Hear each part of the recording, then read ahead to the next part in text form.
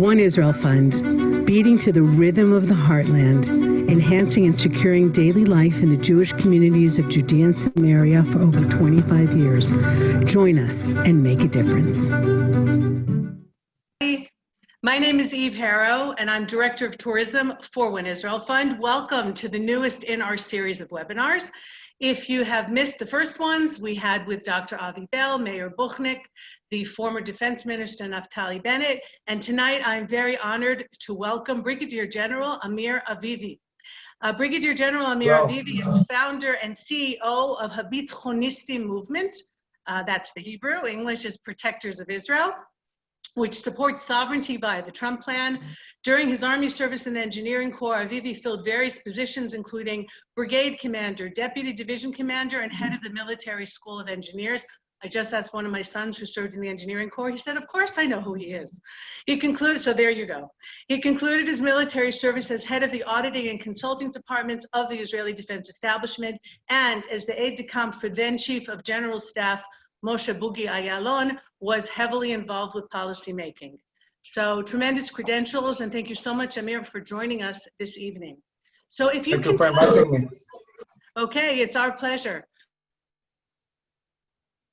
You hear me? Now I can hear you, yes. Okay, so this group that you started only recently, 2019, and the way that 2020 is going, 2019 is a long time ago. What is this group that you started and why? Well, we started the group in 2020, on February. We inaugurated only 5 months. And within 5 months, more than 1,000 officers and commanders and warriors that joined the movement. The reason why I established this movement is that I was very worried in the last 10 years about ideas that talk once again about retreats, about ceding land, about transferring the security from Israel, from the IDF, to Palestinians or Jordanians. And to me, it seemed something that endangers Israel existentially. So I felt that the vast majority of the officers, their voices are not heard, and they need some kind of organization or movement that can express their views. So, I mean, there are other organizations of Army people that have come out, and it seems though that they have a different point of view. Many of the organizations that people hear from, of ex-IDF soldiers and even people higher up in the ranks, seem to sometimes even promote the Palestinian Arab narrative and not the Israeli one. And I think people in the world have this impression that if you've gone through the IDF and you really know what's going on, then you're pro-Palestinian? I mean, how do you explain that? Well, first of all, it's true. We have high-ranking officers that basically have taken the Palestinian narrative and not the Zionist one. And this is troubling, and this is alarming. And this is part of what we want to deal with, bringing back Zionism to the center of attention and making sure that Israel will be safe for generations to come. I think that many of these generals are quite old. Most of them fought in the Yom Kippur War. There are people who promoted Oslo, but didn't deal with the outcome of Oslo. The young generation, we fought in Judea and Samaria. We saw in Gaza what all these retreats and trusting terrorists at the end of the day, what price we had to pay and how hard it was to bring back security to Israel. Mm-hmm. So, but there are some people I know that are part of your group who were once pro-Oslo and along the years realized that as much as they were hoping that we had a partner for peace, we actually don't. And quite the opposite, that we've been fooled for many years, and every piece of land that we have ceded from, as you said, Gaza especially, but not only, have been used more as a base for terror. So when I read that, I felt, okay, there is some hope here. And I think it's very important that you started this organization. Yes, well, when I was a young company commander, in the Golan Heights in '92, I voted for Rabin. And Rabin, when he presented these ideas, he was talking pretty much like Begin. He said, I'm talking about self-governance for the Palestinians, some kind of autonomy in Judea and Samaria and Gaza, which I think the vast majority of Israelis can live with. And he drew 3 red lines. He said, I'll never agree to divide Jerusalem. Jerusalem will be united forever. And he said, even if somebody tells me to do that, I prefer war and not peace. I will never do that. The other thing Rabin said, he said the Jordan Valley, in its most broadest sense, will be forever in Israeli hands. And the third thing he said, the Palestinians won't have a state in Judea and Samaria. The full security control will be Israeli and the towns will remain.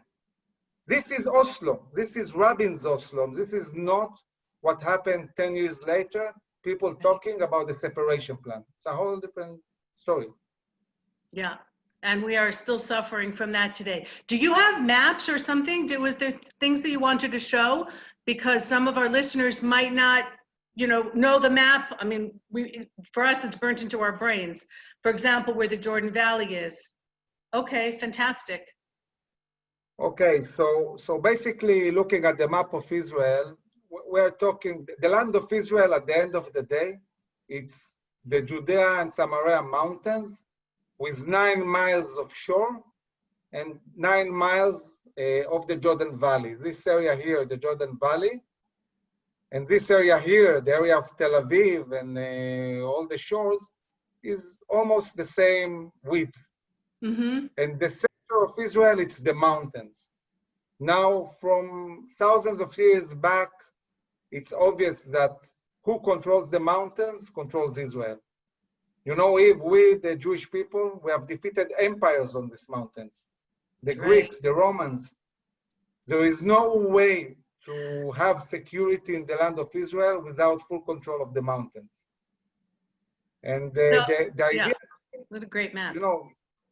And the ideas that have been promoted in the last 10 to 20 years is ceding everything, ceding the Jordan Valley, ceding all of Judea and Samaria, kicking hundreds of thousands of Jews from their homes and taking basically all our history and heritage in order to foil all the way back to what is known as the 49 Armistice line, which leaves us with a country of 9 miles. This is suicide, in my view. For those who are watching, if you want to know where I'm broadcasting from, if you look where it says Bethlehem, I'm just below the B. That area just around Bethlehem is called Gush Etzion, the Etzion block. Amir talks about the history here. Oh, there is so much history here. Biblical all the way through, since the very beginning when we came in over 3,000 years ago. And I see that somebody asked what my background was. So I'm standing virtually on top of Masada. And Masada is on the Dead Sea below where it says the Hebron area, okay, in pre-48 Israel. And that was our last stand a long time ago when we lost sovereignty here. And it's not something that we intend to do again. So that's why I put that up here, because it might be an amazing story and a wonderful tourist place to go to, but we're not about to repeat Masada falling. So when it comes to the Trump plan in particular, Amir, the whole plan is good for you? Are there parts of it that are concerning you? Because we've been hearing a lot of noise, especially in the last month here in Israel. And I also want to tell the viewers, when we picked this date, July 2nd, to have this webinar, so we thought we would be talking about what the Israeli government had decided to do, because July 1st was the date. And July 1st came and went. July 2nd, the sun has now set here in Israel. July 2nd is gone. So it seems that that's not a hard and fast date. But what is your feeling about, well, a few questions here. What is your feeling about where the Israeli government is going to go with this? And is the plan, like, you totally happy with the plan, or are there elements that make you a bit nervous? So I think we have to explain the plan. The plan is a huge paradigmatic change. First of all, it's the first time that the administration recognizes the rights of the Jewish people and the historic heritage over Judea and Samaria. So basically, the United States is saying, Judea and Samaria, this is Jewish land, this is Jewish history, these are the Jewish religious sites, and we recognize that, and we're willing to let you apply sovereignty over all of these places. And yet we also understand that we have to find some solution for the Palestinians, so we have to give them some land. So basically what the administration is doing is disconnecting completely the Palestinians from their claim that they are actually the real Jews. You know, they are the owners of the land. Some of them say that Moses was Palestinian and so on. So he's saying, the administration is saying to them, listen, Jerusalem is Jewish, it's the Jewish capital, and it will be undivided. All the religious sites in Judea and Samaria belong to the Jews. This is Jewish history, not Palestinian history. And when we want to find solutions for you Palestinians, okay, we're willing to look at this, but this is not a religious issue, and it's not your history. This is Jewish history. This is a huge, huge change. That is huge, yeah. Yes, the second thing is that they say to the Palestinians, we are not going to play anymore the game of status quo, that we suggest a solution, you say you refuse, and then nothing happens. We are going to give the Israelis from day one what they should be getting anyway. We are going to create a new reality, and then we start talking. This is also a paradigmatic change. And the last change is that for the first time, the administration recognizes that the Palestinians have a responsibility too, and they have to adhere to many things. They have to take apart all of the terror organizations. They have to recognize that Israel is a Jewish state. They have to stop incitement in their books. They have to stop paying terrorists, and so on and so on. A part of becoming Jewish, they have to do everything. So basically they're saying to them, listen, and not only you have to do all of this, you have only 4 years to do it. And if you don't do it in 4 years, Israel can do whatever it wants with the next 30% that you were supposed to get. Mm-hmm. This is amazing. This is a huge change. Okay? But the price on the other side is that if they do all of it, then they are offered 30% more of the area of Judea and Samaria, and they are offered recognition as a state. This is the deal. Now we assess, as the HaBithonistim, that phase 1 will happen, will apply sovereignty, and nothing will happen afterwards. Why? Because they won't agree to anything. So basically, it's only going to be a win for Israel, Mm-hmm. and then the Palestinians are not going to get anything out of this, because they're not going to agree anyway. Are you concerned, though, that there might be terrorism? Because that's part of what's we're being told, is that if Israel does this, we can expect a wave of terrorism again, as of course has happened since Oslo over and over and over again. Is that something that concerns you?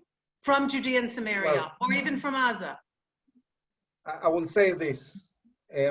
When you look at Israel's national security, I always say that a nation that exists 4,000 years must be able to look 1,000 years ahead at least. We, the HaBithonistim, we look 1,000 years ahead. And we ask ourselves a simple question: what does Israel need in order to thrive for the next 1,000 years? And what Israel needs sovereignty over the Jordan Valley, and it needs sovereignty over the Jewish towns, and it needs full freedom of operation everywhere in Judea and Samaria, and for eternity. This means we need the communities, we need the roads, and so on. So when we get a chance to do that, and we understand that we need it forever, we must seize the moment and do it. Now, you ask, are there dangers? Of course there are. Right. But who will remember in 10 years, in 100 years, in 1,000 years, what will happen in the next month or two? Now, we are very strong. We are in control of the area. We have never been in a better situation, and we can deal with it. I trust the IDF and I trust the Shabak and all the police and everybody to do their job and provide the security. Mm-hmm. I'm not So worried really about that. you're not worried. It's not that there won't be anything, but we can cope with it. Mm-hmm. Well, it's not like they're not trying all the time anyway. Yeah, exactly. They don't need an Terrorism excuse being to stopped on a attack us. They're daily doing it basis. anyway. So Yeah. Yeah. I mean, one of the things, just to segue for a second into One Israel Fund, that we've provided for the communities is certain cameras in very critical areas and catch terrorists trying to infiltrate the communities. It's not in the newspapers, but we know that it's going on all the time. So, and then thank God, combination of amazing people, it's for the most part being stopped. One of the aspects of the plan that has people upset, in addition to some smaller communities kind of perhaps being left as enclaves and with an inability to really protect themselves, and that's of course of huge importance, is also some of the archaeological sites. As we mentioned before, this area is full of history, not just Jewish history, by the way. Just about everybody who's anybody came through here at one point or the other. We have a tremendous problem as it is now of looting, of theft, and of destruction of archaeological sites. There is a very important ridge with a Hashmonean fortress on it called Reches Aruma near Shechem, south of Itamar, that they've put a huge Palestinian flag there. I mean, Israel has already given up. So what is your feeling about that, that Israel will lose access permanently, perhaps, if we need to stay in Judea and Samaria because of our heritage and because of our history? How can we give it up to people that we know are not just not going to take care of it, but it is their mantra to try and destroy it because they want to destroy any evidence of Jewish presence here as part of their narrative? Is that something that worries you? We revised the map. Mm-hmm. There are a lot of problems with this map. Yeah. There are a lot of things that don't make sense. We wrote more than 50 different things that we think should be changed. Mm-hmm. But we had a few weeks ago a long meeting with the Prime Minister. Wow, and he said to us, listen, my deal with President Trump is that we get sovereignty. And once we get sovereignty, me as a Prime Minister, I'm willing to negotiate on the base of the map. Now, negotiating on the base of the map doesn't mean you agree to the map. It means this is the beginning of the negotiation. A year ago, 2 years ago, the base of negotiation was retreat to the 49th Armistice line and ceding all of Judea and Samaria. And the Prime Minister had these discussions. Mm-hmm. So of course we are willing to discuss something that is much better for us. It doesn't mean we're going to agree. Israel is not going to agree not to control the roads, not to have normal lives for all its citizens, the archaeological sites, the religious sites. We are going to fight for everything. But again, I'm saying the chances that we'll even have to do anything and the Palestinians will do everything they need to do, it doesn't almost exist. It's irrelevant. I don't think they are going to get even 1 meter of Judea and Samaria more than they have now. Mm-hmm. So, I mean, we're talking about a situation where Bibi Netanyahu is prime minister, but nobody knows how long that's going to last and who the next prime ministers will be. Are you also in contact with some of the heads of the other parties in the Knesset, many of whom are also ex-generals or chiefs of staff of the IDF? There's one that you worked for, Bogi Alon. I imagine that you still have an open door to him? We have open doors to everybody. We know all of them very, very well. I'm meeting Bogi with some of our generals next week on Thursday. Mm-hmm. We are arranging meetings also with Benny Gantz and Gabi Ashkenazi. We know all of them very, very well. And we're talking to them about understanding how historical this moment is and not looking at it in a tactical way. What will happen tomorrow morning? It's not that important what will happen tomorrow morning. We have to take care of the next generations. We have to do the right thing for the people in the long term and not say, okay, let's leave it for the next generations to deal with. It's our responsibility. So to get into the tougher question, so Israel will control the Jewish communities, let's even say archaeological sites, the important heights. what happens with the Palestinian Arabs? Because one of the big concerns is we don't want to be an apartheid state. We also don't want to give them citizenship and make them Israelis, even though many of them, that's exactly what they would like to be. Not because they want to be part of a Jewish state, but because they realize that we're a phenomenal country here in a sea of failed states. So, so the question is, what do you envision doing with them? Do we have some kind of agreement with Jordan where they get citizenship with Jordans? How does that part of it work? Okay, first of all, I think that if we apply sovereignty, everything will change afterwards. We'll wake up the next morning needing a new plan. Why needing a new plan? First of all, for the left wing that has supported separation and withdrawal to the 49 Zionist line, this is over. Right. Dead. For right wing, nobody wants a Palestinian state, in Judea and Samaria specifically. Nobody wants to give them citizenship, obviously. We want them to run their own lives. We need an idea. And there is only 3 options. I would like to go back to the map and I'll explain it on the map. Okay. Sure, terrific. So happy, I love visual aids. Here we go. Okay, so basically what we are seeing here is the map of Israel, Judea and Samaria, and the brown areas are areas A.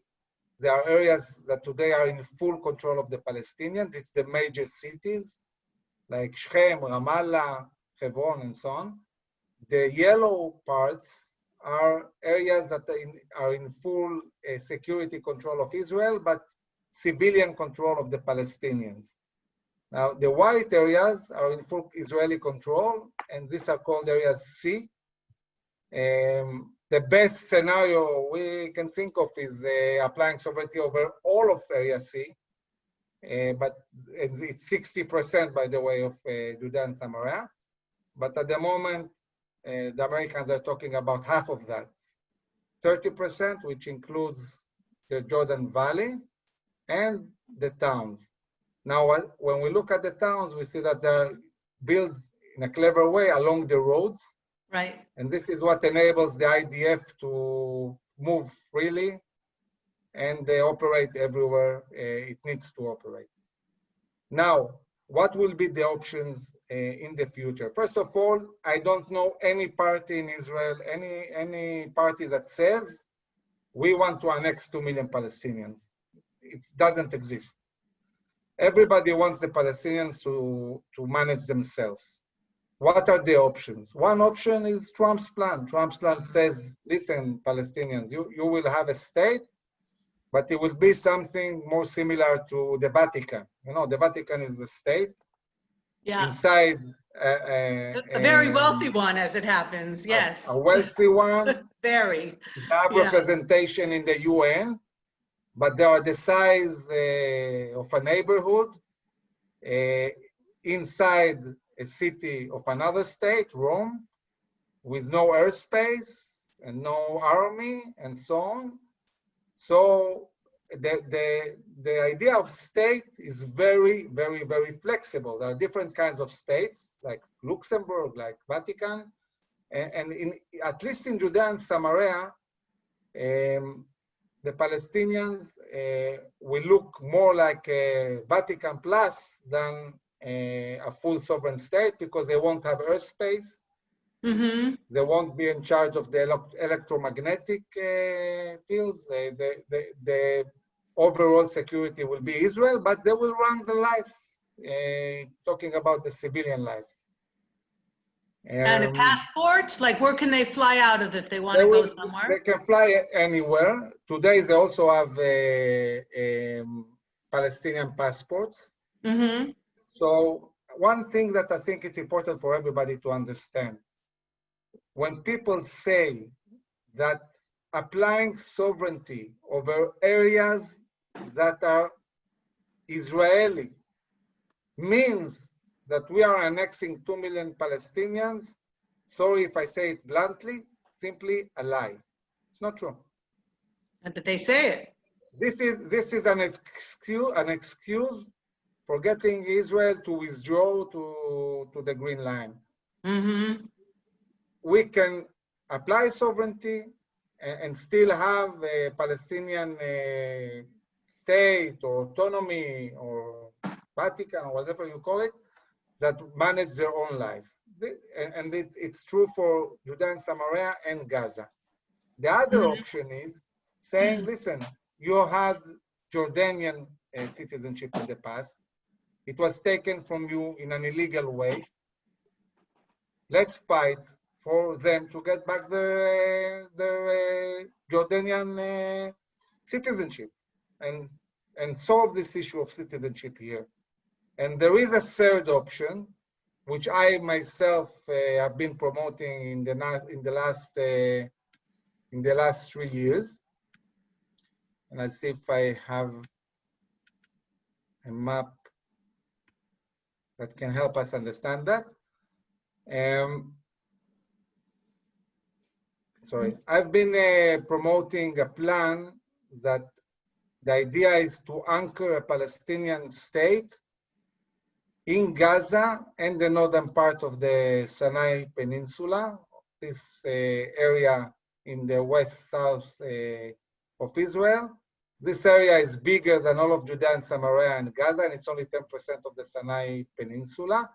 Mm-hmm. Why do I think that this is a good idea? First of all, because I think that one of the problems with the two-state solution is that people think they can lock 2 million Palestinians in Gaza forever. And I don't think that's a good idea.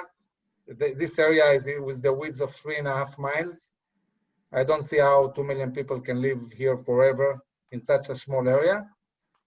And the other thing is that here what we get is contiguity. We get a state that is open to the world, that has potential. There is no potential for a real state in Judea and Samaria if you take in account all the needs of Israel. In this scenario, the Palestinians living in Judea and Samaria will be citizens of the state. The state will be anchored in Gaza and not in Judea and Samaria. So this, I can tell you that I've presented it all over the world in the best universities in the United States, Harvard and so on, and people love it. Love it for a simple reason. It gives the Palestinians a real state. And it also adheres to Israel's needs. It's a win-win. So I think that if we apply sovereignty, the next day, this could be an idea that all Israelis can relate to, that the Western world can relate to, the Arab world, and at least half of the Palestinians from there one can relate. And I'm talking about the Gazans, because the Gazans get a much, much larger state potentially in the future. So, by the way, nobody needs to move anywhere in this scenario. Mm-hmm. So, I mean, I happen to be familiar with that area, as are many Israelis, because until 1982, when Israel gave that area up to Egypt, that's where Yamit was, and some beautiful communities exactly the area where Israelis lived. It's a beautiful area. But obviously, the glaring question for your plan is, Egypt now controls that area. All right? It's not Israel's or even the world's to decide what to do with it. So how do we convince Egypt that it's in their best interest to give up that corner of the Sinai to create a viable Palestinian state? Well, it's interesting enough that in 2014, it's Sisi himself that suggested this solution. It came from the Egyptians. And I think that when we talk about anything that's going on in Israel, Palestinians, and so on, we have to do it in context of what's going on in the Middle East today, because the Middle East has changed completely. It's a completely different place than it was 10 years ago. Today, the Arab world needs Israel. They want to ally with us. They want to concentrate on fighting the Iranians. It's the first time in history that there are real interests between us and them. And it's not about the Palestinians. It's about Iran. It's about technology. It's about economy. And they want to ally with us. And this is why there is a real potential for new ideas. And talking about Egypt itself, Egypt is a country with 100 million people. It's quarter of the Middle East, 30 million of them are starving. There is no food in Egypt. Right. They are not controlling the Sinai Peninsula. ISIS is controlling the Sinai Peninsula. They have huge internal problems, and they have lost their dominance in the Middle East. Mm-hmm. And this is a present for them. I mean, this is putting them in the center of attention. We don't even ask them to give the land. We ask them to lease the land for the Palestinians. And by doing that, they become the most important country in the world almost, because they will be the focal point of a whole solution in the Middle East. Of Mm-hmm. course, they will get a lot of money and Right. so on. Mm-hmm. You know, the elephant in the room, I think, that some of us here in Israel see is that the world really doesn't want there to be peace here. There are a lot of elements who do very, very well by fomenting war and by creating lots of need for weapons and lots of hatred. Because what you're saying makes so much sense. If the Europeans, for example, who seem to have it out for Israel all the time, were actually honest, or maybe they think they're being honest, maybe they want to destroy Israel, in which case they are being honest, to look at what you just said as a regional issue and to see, you know, Egypt needs this, they can give this and they'll get that. They need some standing in the world, they need some money, they need a little bit of, you know, but what they used to have, some leadership that they don't have anymore. And they'll give up a chunk, as you said, of the Sinai Desert, which anyway is completely out of their control. When I go down to the Negev and stand at the Egyptian border, very often we hear helicopter gunships and people being attacked and all kinds of crazy terrorism going on in Sinai, because it's a mess. It's terror central. So that would solve that issue there.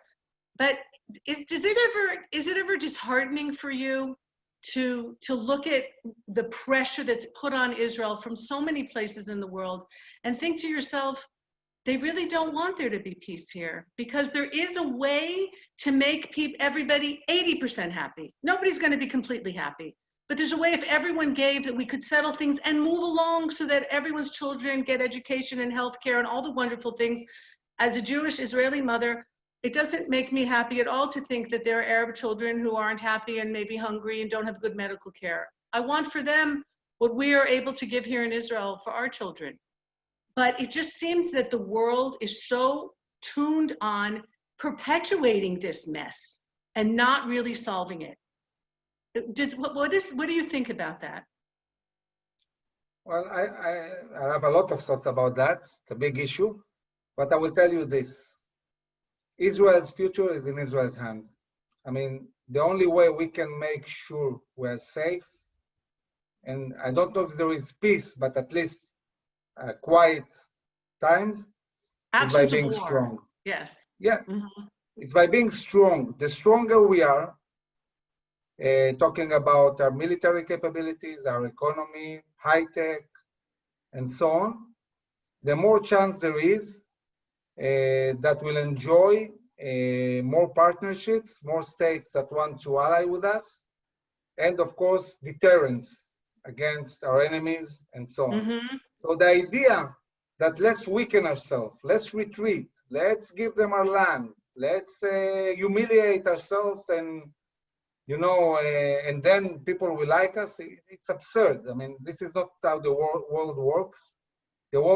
This world works only on one thing: power. The stronger you are, the more seriously you are taken. And this is why everyone wants to do business with Israel today. The reason is we are strong. And what do I have to do?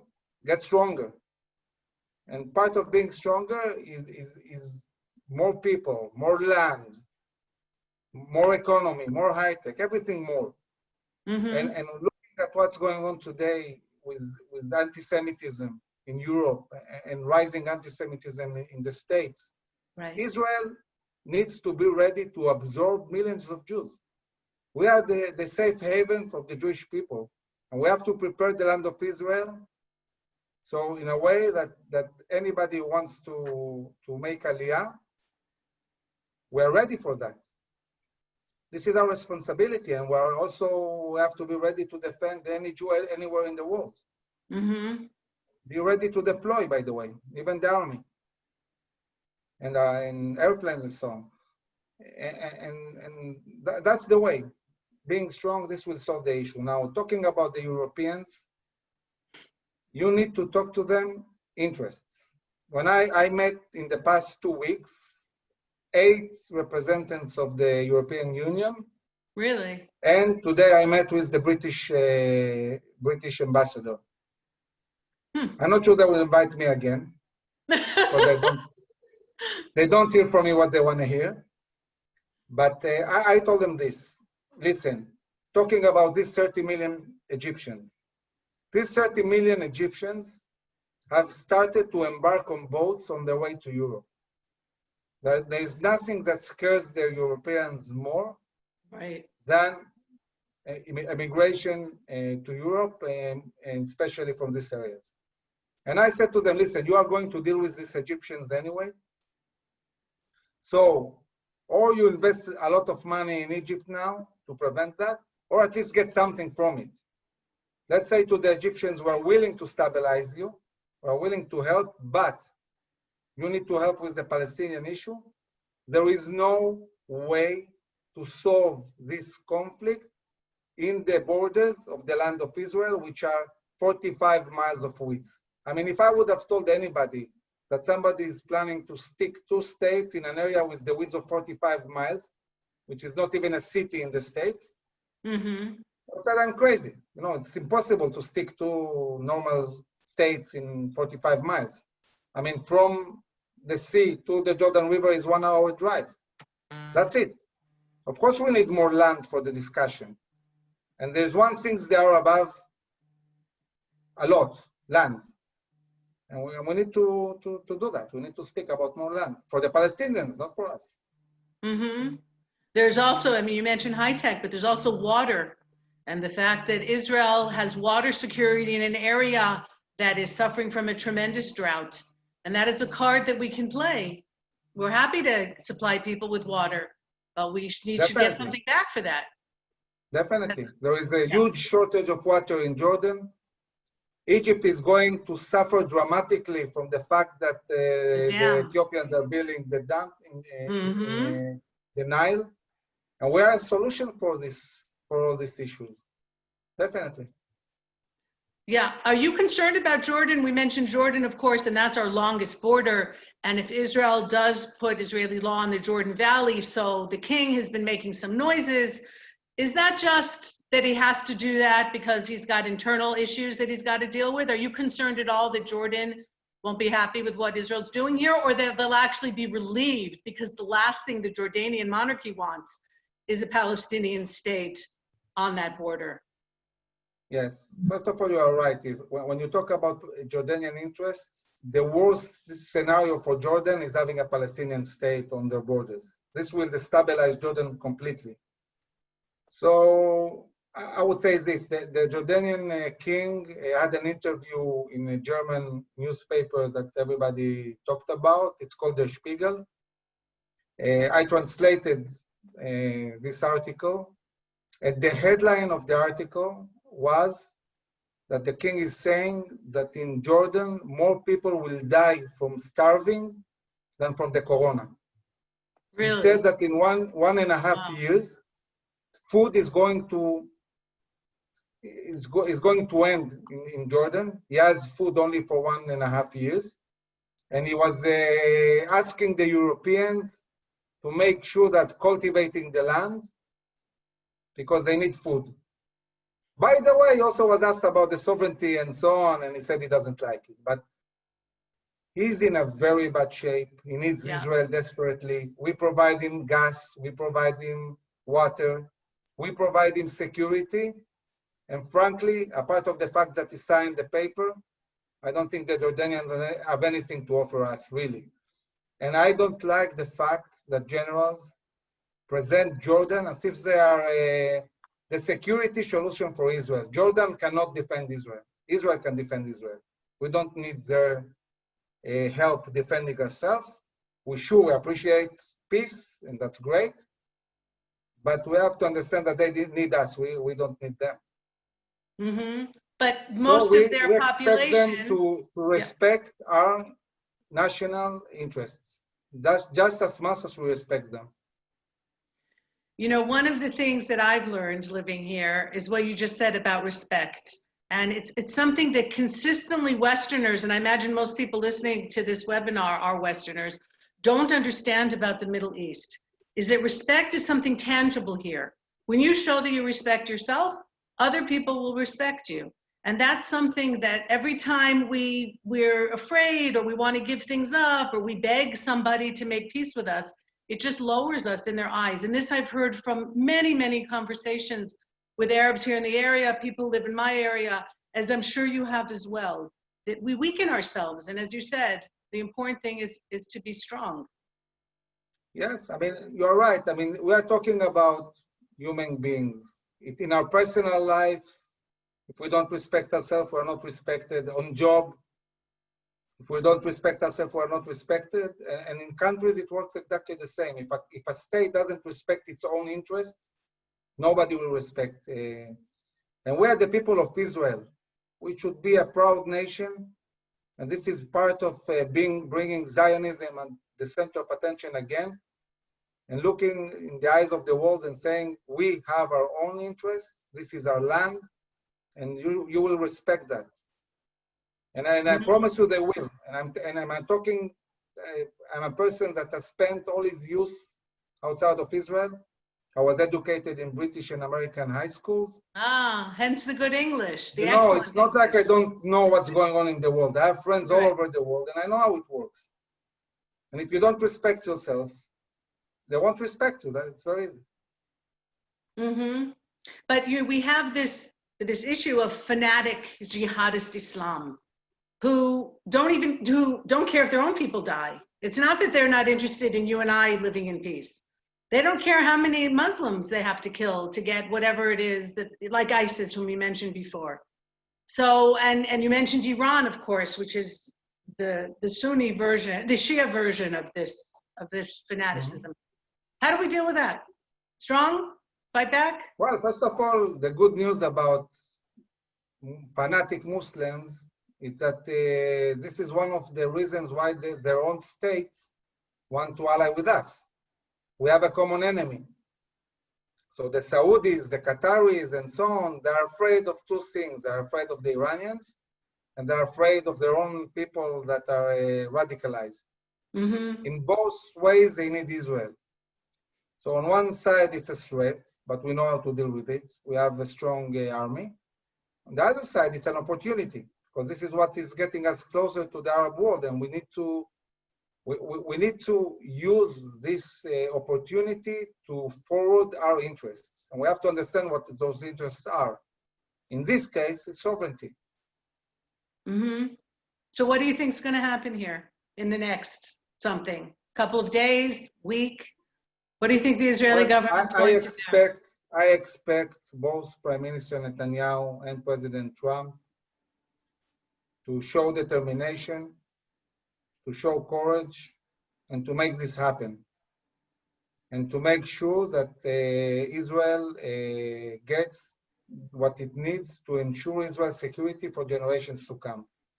And if they apply sovereignty over the 30% they are talking about, which is mainly the Jordan Valley and all the Jewish towns, this is a very, very big deal. And I think that Netanyahu understands that. And I think he also understands that this is what will define how history will remember him. And if he doesn't do that, I think he will pay heavily as to how the Jewish people will remember him.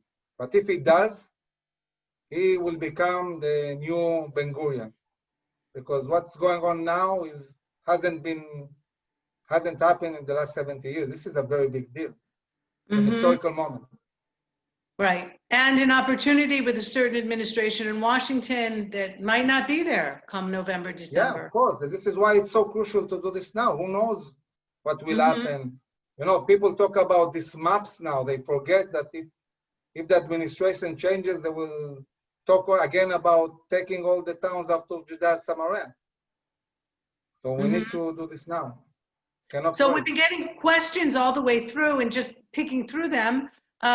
Someone is concerned about the patchwork quilt of Judea and Samaria that will we be able to maintain security if we have these enclaves of Palestinian Arabs and Israeli Arabs? Living here, I see that that's what it is now. It can only get better.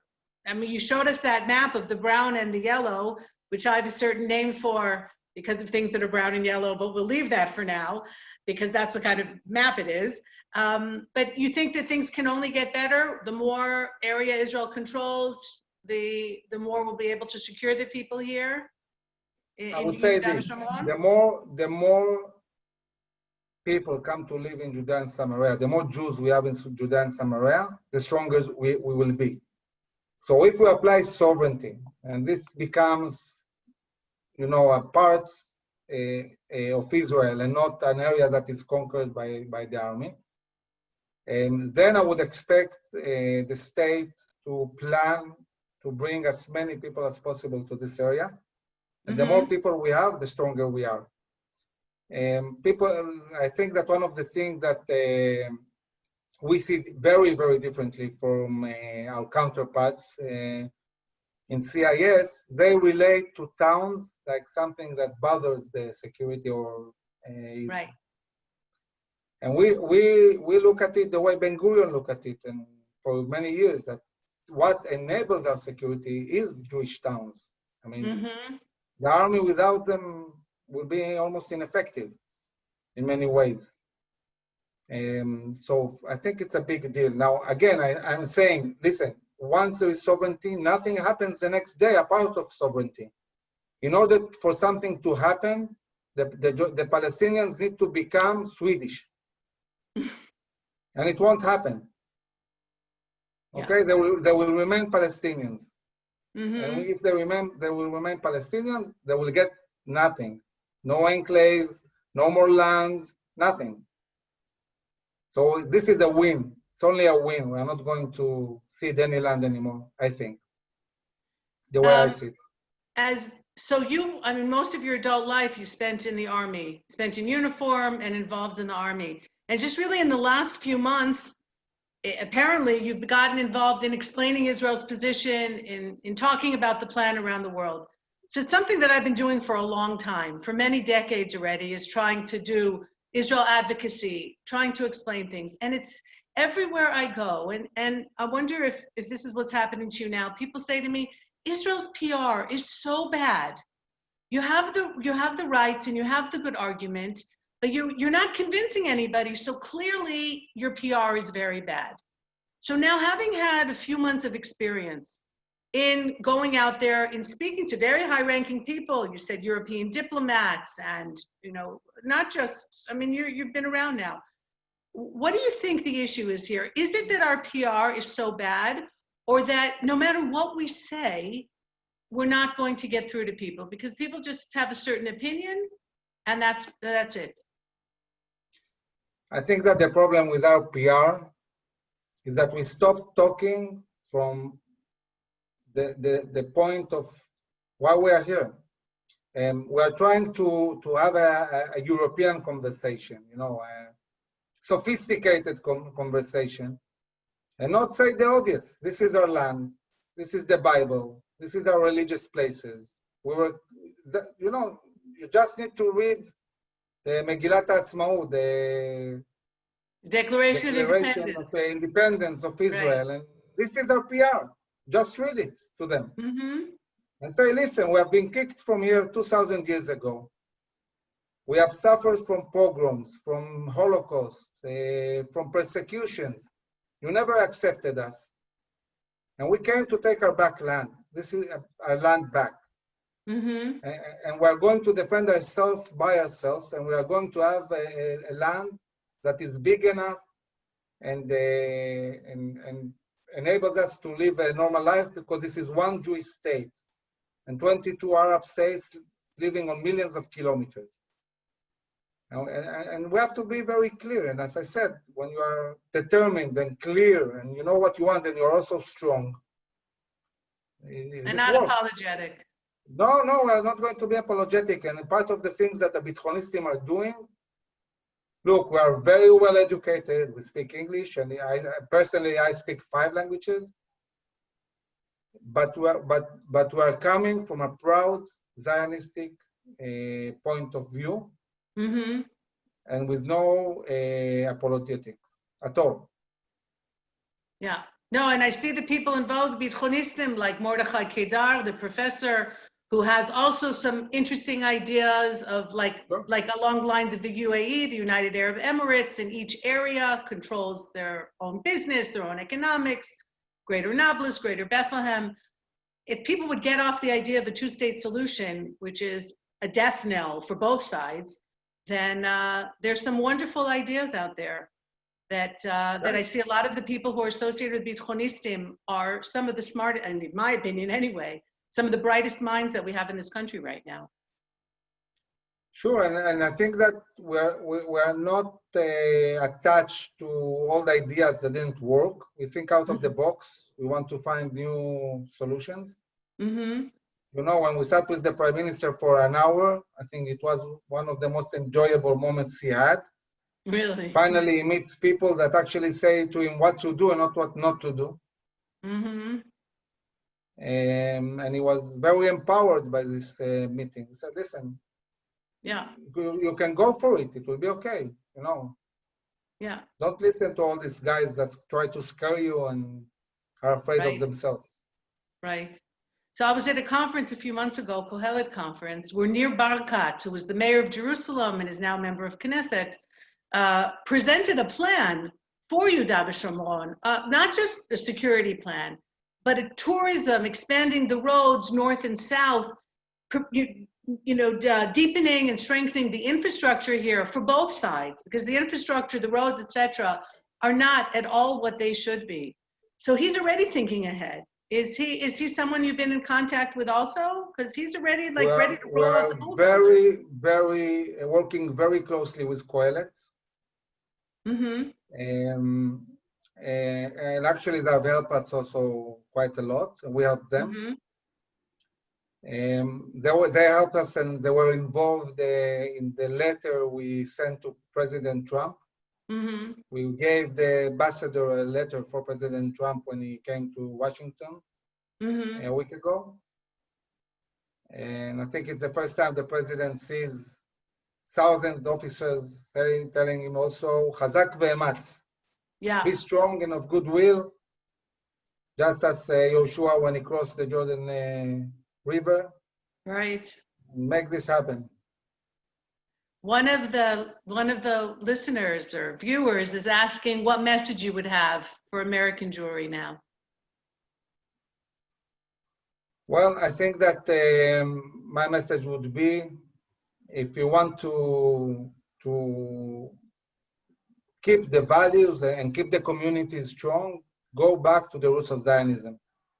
Mm-hmm. Get as closer to Israel as possible. Now there is Corona, you cannot visit a lot, but Right. when it's possible, bring the people here. We are on the right side of history, and I think that I would expect all the Jewish communities not to attack Israel, not to be frightened from anti-Semites who try to claim that, you know, this was Palestinian land. I see many people that don't really know history. You know, when I spoke with the ambassador today, the British ambassador, at a certain stage, I asked him a simple question. Do you know where the name Palestine came from? This is the British ambassador. Okay. The British ambassador.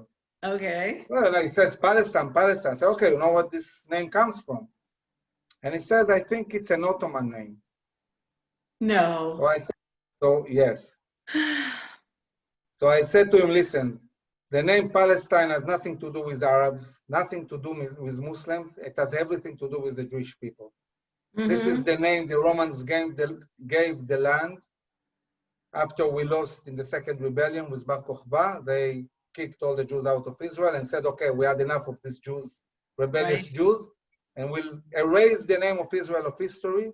We'll name the land Palestina. Mm-hmm. And today the new narrative is the Jewish came back and conquered a state called Palestine from the Palestinians, which is utter nonsense, of course. And I think we have to go back and educate our youngsters and everybody why we are here. And I think, and I'm telling everybody here that if you go into our website, HaBithonistim.com, you'll see a movie that pops that it's called Forgetfulness. You know, only 72 years and already people have forgotten why we're here. What happened before? What price did we pay? Twice when we were in exile. And it seems to me, I cannot understand how people who know Jewish history can talk about plans, for example, that give our security in Arab hands. This is the separation plan. Did you forget? We just emerged 8 years ago from the Holocaust, you know, 6 million Jews on European soil, not in Africa. Yeah. Well, so we are not going to let anybody endanger Israel's future. This is what we're here for. What we see here as Israelis is that the Israeli left has pretty much collapsed because Israelis have seen the lies that were told and how Oslo failed. But we seem to be drifting to a great degree away from specifically American Jewry, but I would also say Jewry in other parts of the world, who are getting increasingly involved with organizations that, whether they know it or not, are inherently anti-Israel, and that they're disappointed in Israel. We're not liberal enough. We're not caring enough. We're too nationalistic. Do you see that? Do you see us being able to bridge that, but still maintain our security, not give in to what they wish we would do, because we're the ones who are going to have to pay the price when it doesn't work? Are you, now that you've gotten involved and you've been traveling, and well, not traveling because of the situation, but you know, meeting with people and speaking to people, do you see that that's bridgeable? The gap between how Israelis see things and from the Middle East and how other Jews see them from around the world? It's only by meeting and talking and people. I mean, I don't think that anybody who actually has been in Israel and seen what a flourishing democracy and how liberal people are here. Anybody who has been here sees that immediately. That we're a great democracy and a liberal country. And I don't think there is a clash between democracy, liberalism, and Zionism. I think that nationalism and being a good person and caring about human rights and cherishing democracy goes together. You know, it's not. I mean, I feel mutually exclusive. Yeah, and I don't think there is a clash between being nationalistic and being a man of the big world. I'm such a guy. You know, I have friends all around the world. I travel around the world. I speak a lot of languages, and I'm a very, very proud Zionist. Right, and that's something that your organization has really brought out that has just been so important. So, what are your plans now? Can you give us a clue? What are the HaBithonistim going to be doing now? Are you in touch with government officials to try and get an inside idea of what's going to happen in the next couple of days? Do you have press meetings set up? How are you going to get your very powerful message out there? So we are working in 3 ways. A lot of work on the media, radio, television, and so on. We are very, very active in social media. And we have Facebook, Twitter, Instagram, both in English and in Hebrew. Okay. We're much more active in Hebrew, but we also publish in English. And we are holding meetings with all the important players, explaining our views, pushing forward our ideas. Of course, we are mainly concentrated on sovereignty now, but HaBithonistim didn't come to be because of sovereignty. It came to be because we understand that we have to bring back to the center of the society the ideals of Zionism in the context of national security, making sure that Israel will thrive forever. And in order to thrive forever, you need classic national security, talking about the Jordan River and so on, but you need the values. You cannot win any war if you don't know what you are fighting for and you don't believe in your cause. Mm-hmm. And since people in Israel look up to high-ranking officers, brigade commanders, division commanders, and so on, I feel we have the responsibility and also the honor of educating the next generations and bringing back the classic values of the people of Israel to the center of attention. And we are at the moment building cells of HaBithonistim in every town, in every kibbutz, in every city, organizing meetings and talking, and in universities and so on. And this is for the long term, for the next 10 years, not what will happen next month or sovereignty and so on. We are going to change the narrative of the people of Israel and bring it back to where it should be. This is sounding a little bit like, is this sounding like the beginning of a political party? No. No. Not at all. We're not going to be a political party because I think that politicians spend 99% of their time in, useless things. We want to be able to speak to everyone. If you go into politics, then you cannot get really the attention of all the society. Mm-hmm. We don't want to be politicians. We don't want to be classified right or left or so on. We want to talk national security. And national security is not about right or left. It's about national security. Mm-hmm. We have people in HaBithonistim from very large spectrum, people from kibbutzim who used to vote for the Labor Party, people from center of right, and so on. But what connects us all is the love of the values of Zionism and wanting to have a national security that will enable for Israel to thrive forever. So one last question, because I promised you an hour and we're already a little over. As someone who spent so much time in the IDF, what's your feeling about the soldiers now? All right, because we talk about, if you don't know what you're fighting for, how can you fight? So not all Israelis go into the army. That's a whole other issue that we can debate at another time. But for those who do, and for the ones who put on the uniform and are really making a tremendous commitment, the ultimate commitment to defending this country, are you okay with the message and the education that they get within the army from the commanders of today are giving the message that you're giving here? Or it's also become politicized and everybody's worried that there's a camera over their shoulder, whatever they do. And a lot of what's happened in the last few years, do you think that's affected the soldiers on a day-to-day basis? And I'm speaking, I don't have any children in the army anymore, but I'm speaking as someone who put quite a few children through the army and lots of conversations around the Shabbat table when they came home for the weekend about this issue. So as someone who was a brigadier general and very involved with soldiers for many years, what's your feeling about what's happening today in the IDF?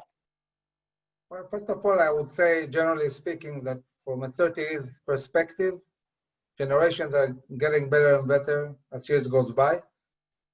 I was asked when I retired, in my retirement party, what is the thing I most, cherish from these 30 years? And I said, it's how much, how good the people are. It's so amazing to see the Israeli society. People are so clever, so able. Endless amount of intelligent and able people.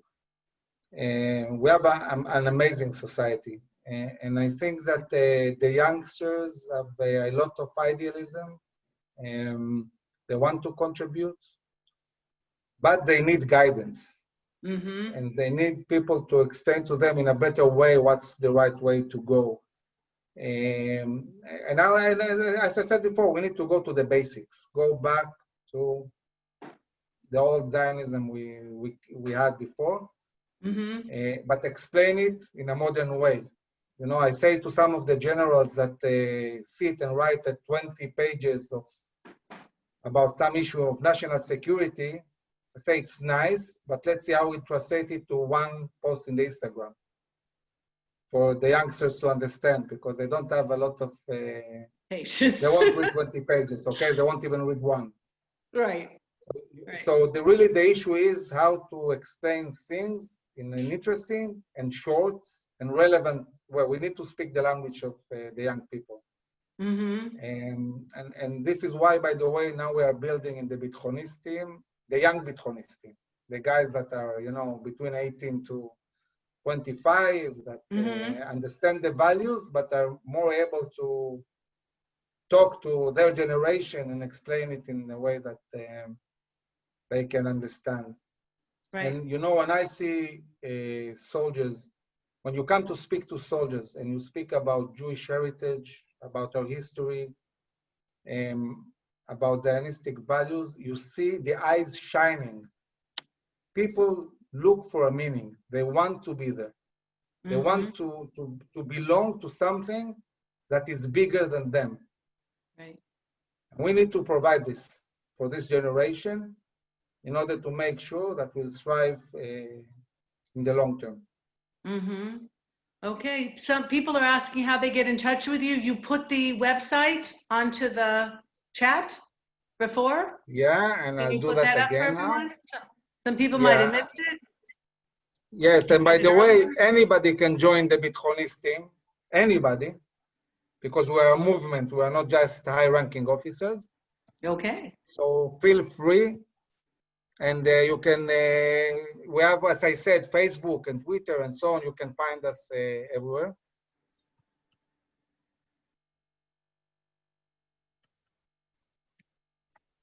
Okay. I hope that answers your question, everyone. There we go, I see it.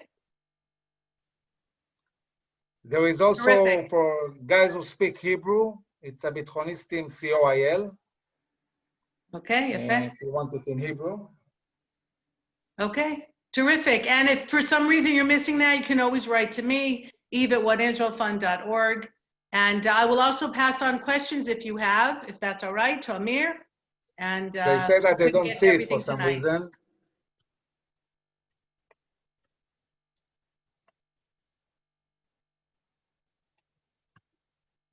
There we go. HaBithonistim.com. There you are, everyone. Okay, thank you so much, Brigadier General Amir Avivi. I think that I know I very much enjoyed this talk. I'm sure that our viewers did as well. And you got us thinking about a lot of different things. And I very much appreciate that you're out there and spending a lot of time in trying to make a difference, as you said, a very, very critical juncture in our history.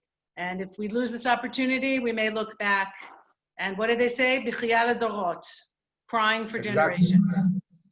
Yeah, sounds better in Hebrew. What can I do? Thank you, everyone, for joining us in this webinar tonight. If you do not live in Judea and Samaria, but Judea and Samaria is important to you, then you can get involved with One Israel Fund, and we will do the work for you and ensure that people stay here, have parks, have security, have mikva'ot, have whatever it takes for people to live full lives in these areas that means so much to so many of us. You can be in touch with me, and you can go on our Facebook page, on our website. You will be able to see this webinar if you know somebody that didn't get to see us today and would like to. So it will be up in a couple of days, the tape, and they're certainly welcome to go and watch it. And I know that the Brigadier General has said that people can send questions to him, and he's very happy to answer, because I'm sure a lot of things were raised tonight and we didn't get a chance to answer them all. So thank you so much. It is nighttime now in Israel, a little bit after 9 o'clock. So wherever you are in the world, I hope that you're well. I hope that you're healthy and safe. And thank you so much for spending the time with us and for caring about Israel and the Jewish people, and for hoping that and praying that the people in positions of power will in the coming days make the right decisions for all of us, so that we can all here in the Middle East live safely and well and raise our families in peace. Bezrat Hashem. So thank you so much, everybody. Take care. Thank We'll you. be back in just a couple of weeks, so keep tabs on us. Bye-bye. And thank you, Shauna, for all the tech stuff. Yeah, Shanna, thank you very much. All right, we are out of here. Leave the meeting.